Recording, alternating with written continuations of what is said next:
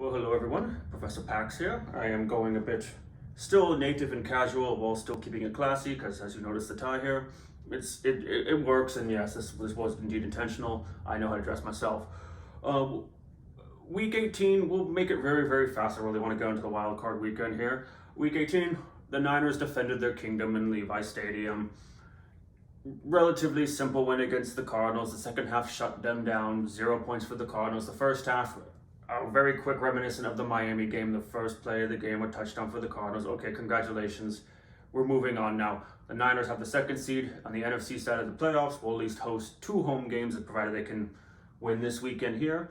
And that's where we're going to take it from here. Before we get started, though, I will say one more quick thing. I do want to mention that this past week against the Cardinals, it was J.J. Watt's final game of his illustrious career. And I know he will probably never see this video, but I do want to wish him the best of luck in everything he does after his game, or after his career in here now. He was able to post up 2 sacks in the game against Brock Purdy. I do think it's quite an honor that he was that the 49ers were the final opponent he ever faced, and he definitely deserved that standing ovation that the faithful gave him at Levi Stadium. So once again, JJ, thank you for everything in your career. It was fantastic watching you, and best of luck in all your future endeavors. Moving on now. Wild card weekend, or as they call it now, super wild card weekend, because we have that Monday night game now, because we know why. But anywho, so the San Francisco 49ers now find themselves facing against the Seattle Seahawks after the 49ers could not clinch the first seed due to the Giants losing to the Eagles, and the Seahawks beating the Rams, and the Lions beating the Packers to help the Seahawks make it to the 7th seed. So, to quickly recap this past season, faced off twice like all divisional opponents do. Week 2, Week 15, the Niners won both games. Week 2, 27-7, that is when Jimmy Garoppolo had to fill in for injured Trey Lance.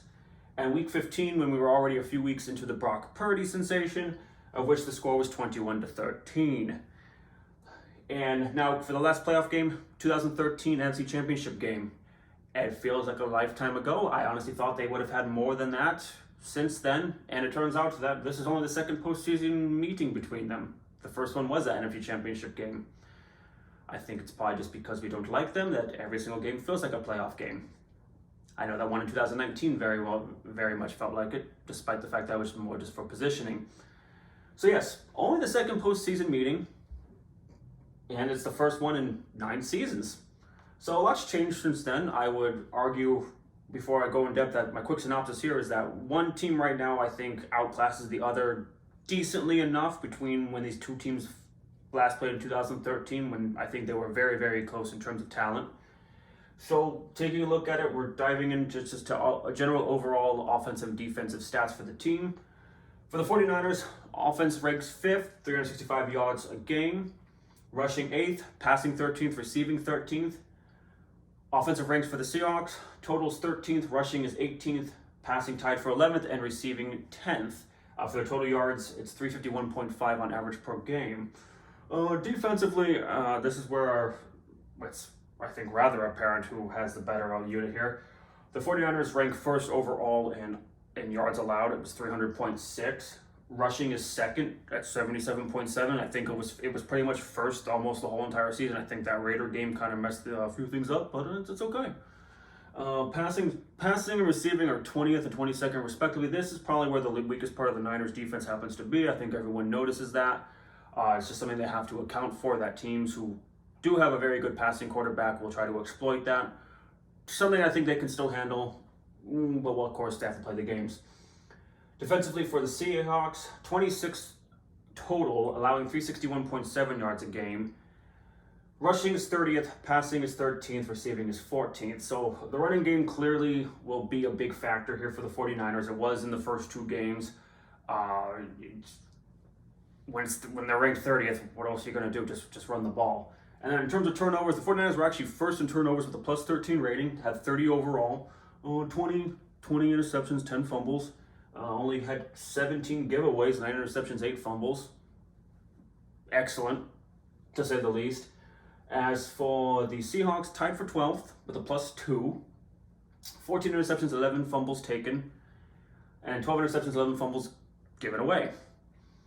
Now, this is just from a team stat. Frankly, if we're going to be frank about this, I know people always wondering, can you beat a team 3 times in a season? And of course you can. I guess it's the law of averages, and eventually a team might be able to beat it. I mean, case in point, last year when the 49ers beat the Rams twice, literally the last game of the season to make the playoffs, go to the NFC Championship game, and lose to the Rams there for the third matchup. The one that I guess had obviously had the most implications to it. This time, once again, it's a third game, divisional opponent. I think this time the 49ers are going to have it, despite any doubts, whether it be with Brock Purdy. Of course, that's still the big thing. Everyone keeps wondering, how is he going to perform in a first playoff game?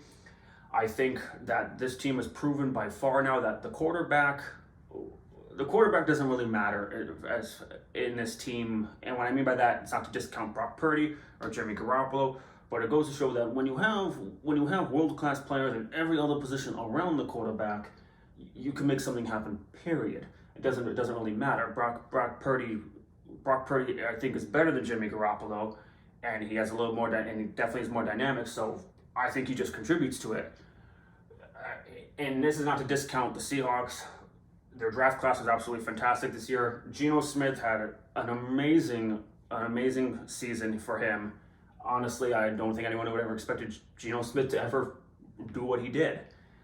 So massive respect where it's due. But that being said, now the Niners defense, of course, has been stout ever since the Chiefs game, and I guess they had that one little. They also lost the Atlanta game, and they had that one little scare against the Raiders. Okay, still, you're talking about the number 1 overall defense pretty much in the league. The offense now has come along just fine, and I don't see how the Seahawks are going to be able to stop their offense at this point. I mean, the rushing defense being 30th. Okay, Christian McCaffrey, Elijah Mitchell's now back. You have Mason as well, who's a fantastic third stringer at this point, and you can flex Deebo Samuel back into the backfield. You have three dedicated running backs and one that can play running back when needed, and when he's not, he's up front there, leading a squad that involves him, Brandon Ayuk, Joanne Jennings, Ray McLeod in pinches, and a resurgent George Kittle that I fundamentally have no idea where this George Kittle's been the whole entire time. It's ever since Purdy's come along, George Kittle's been involved so much. I think it's been 5 touchdowns in the past 6 games or something like that. It's been stupendous, to say the least. So I think I can keep going more in depth at this point, but I think this is going to be a rather lopsided. I wouldn't say lopsided, but it's going to be handily. I know this score right here in Week 15 is not indicative of how the game actually turned out. The Niners did control most of that game. They had a pick 6 that should have been a touchdown taken away due to a rather poor penalty call. And then at the end of the game, it was Mason who gets tackled, I think, at the 2-yard line, and they take a knee to not score more points. Honestly, you could add 14 more points to that and make it a 35-13 game. Oh. I mean, I don't know what else can be said. Pete Carroll's still a good coach. It's still the Seahawks. They can still pull something out. I would never rest on them, no matter how much better I think the 49ers are compared to the Seahawks. But that is, I don't see any reason why the 49ers should be in dire straits of losing this game. If I had to predict a score, I don't know, 30 to 13, I guess. I'm probably going to be wrong. But at the end of the day, I think it's pretty much it. So, first of all, it's just how it's going to be, and I think that's really what it's going to dissolve down to. And yeah, that's it for Wild Card Weekend. I think they're going to go on just fine. Their opponent for next week, if I have to make a prediction, the Eagles have the bye. The Niners win. I think, honestly, that the Giants beat Minnesota, so they'll be playing the Eagles, which gives us the winner of the Buccaneers and the Cowboys, which I think can go either way. The Cowboys, of course, seem to be hit or miss. Dak Prescott is not looking himself, and Tom Brady, for all we know, could turn back the clock 10 years. because he's down in Florida, and Florida, as you know, supposedly had the Fountain of Youth. He might find it, and either way, they'd be playing at Levi Stadium, so there's still a good chance there. But we'll take it as it is. I still think so. I'm looking forward to a great weekend. They get to kick off the first game of this postseason, and we'll see how it goes from there. But I look forward to talking to you next week, whether it is a continuation of the 49ers season or by chance them going home. Thank you very much for your time. Once again, I was Professor Pax, keeping it casual and classy as always. Have a good night.